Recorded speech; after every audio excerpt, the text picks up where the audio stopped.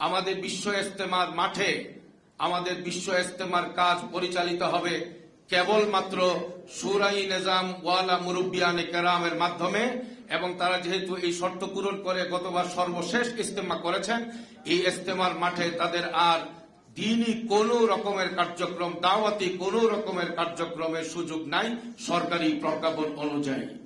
সেটা আমাদের তিনজন উপদেষ্টা মহোদয় গতকালকে সুস্পষ্ট করে আবারও জানিয়েছেন। সভায় সরকারের পক্ষ থেকে মাননীয় উপদেষ্টাবৃন্দ তাবলিগ জামাত বাংলাদেশ অর্থাৎ শুরাই নিজামের দায়িত্বশীলদেরকে আগামী টঙ্গীর বিশ্ব ইজতেমা আগামী জানুয়ারির পরিবর্তে 2026-এর মার্চ মাসে আয়োজন করার জন্য তারা অনুরোধ জানান। প্রিয় সাংবাদিকবৃন্দ, তাবলিগ জামাত বাংলাদেশ অর্থাৎ শুরাই নিজাম তাবলিগের এই মেহনতকে দ্বীনি একটি খালিস মেহনত হিসাবে বিশ্বাস করে।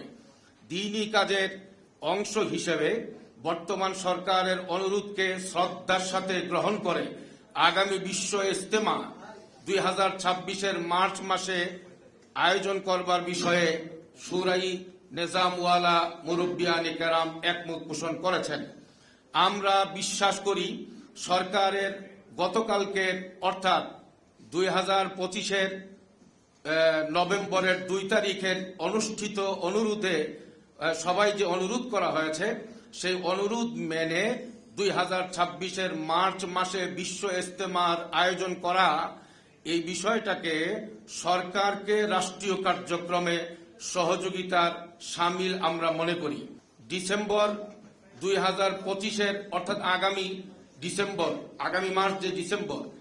ডিসেম্বর মাসের প্রথম সপ্তাহের পূর্বে যে কোনো দিন আগামী মার্চ মাসের ইজতেমার দিন তারিখ ঘোষণা এবং ইজতেমা সংক্রান্ত যাবতীয় কার্যক্রম শুরু করার নিমিত্তে সরকারের বিভিন্ন সংস্থাকে এই বিষয়ে অবহিত করবার জন্য সরকারকে অনুরোধ জানাচ্ছি।